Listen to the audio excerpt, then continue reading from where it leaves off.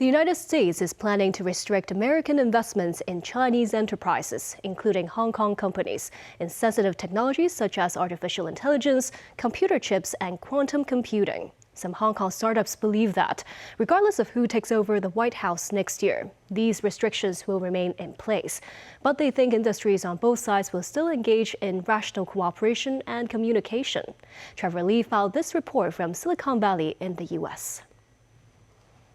We make sustainable materials, low-carbon materials, and replace plastics.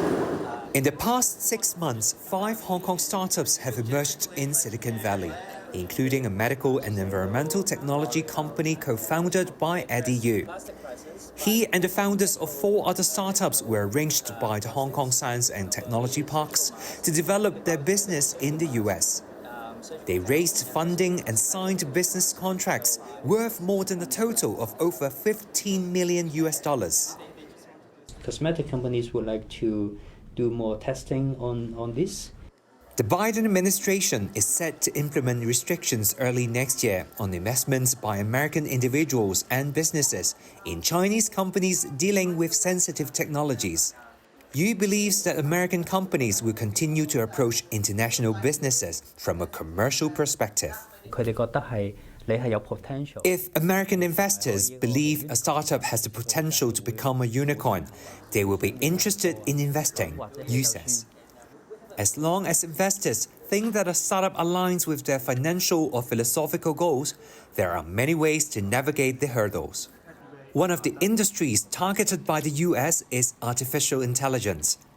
Harris Sun, CEO and founder of an AI technology building inspection company from Hong Kong, has also sought investment opportunities in Silicon Valley. He believes American protectionism will not change even with a new president. Sun said there is not much difference in the candidates' general directions.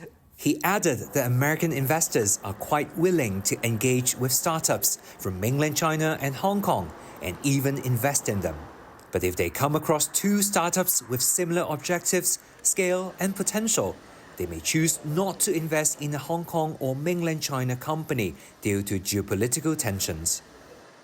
A Silicon Valley incubation platform that has collaborated with Hong Kong statutory bodies and startups claims that the welcoming attitude of the American tech industry is unlikely to reverse because of government policies. Like Silicon Valley, which is open-minded and it's very helpful and willing to support the startups, right? So all the corporates, the investors, the area here is already willing to support you, and there's maybe not too much even obstacles to overcome, except for the competition with other startups. And you just always have to think about which areas will be more open for you. China has repeatedly reiterated that the practice of the United States seriously violates the market economy and the principle of fair competition. China urges the United States to stop politicizing, instrumentalizing, and weaponizing trade and technology issues. Trevor Lee, TVB News, California.